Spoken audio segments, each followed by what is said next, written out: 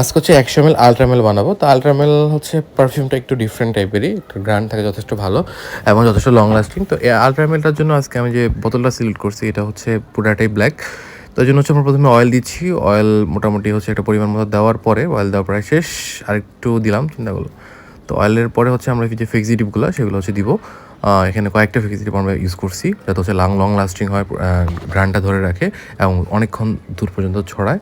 হ্যাঁ, তো যাই হোক, আমাদের ফিক্সিটিভগুলো একটার পর একটা আমরা দিয়ে দিচ্ছি পরিমাণ মতো। অবশ্যই এর বিভিন্ন পরিমাণ আছে, দিলেই হয় না, পরিমাণ মতো দিতে হবে। তো পরিমাণ মতো আমরা ফিক্সিটিভ দেওয়ার পরে এখন হচ্ছে লাস্ট মনে হয় ফিক্সিটিভ বাকি আছে, আরও একটা বাকি আছে, এরপরে হচ্ছে আমাদের এটা দিয়ে দিচ্ছি। হ্যাঁ, এটা বোতলে থেকে দিচ্ছি, কারণ আমাদের ওই ছোটো বোতলে শেষ। আমরা নর্মালি এগুলো ছোটো বোতলে রাখি ব্যবহার সুবিধার জন্য, অয়েলগুলো ছোটো বোতলে রাখি সুবিধার জন্য। সবার লাস্টে হচ্ছে আমরা ইথানল দিয়ে দেবো। হ্যাঁ, এটা পর্যন্ত ভরা পর্যন্ত আর কি, শেষ পর্যন্ত সবার লাস্টে আমরা ইথানলটা দিই।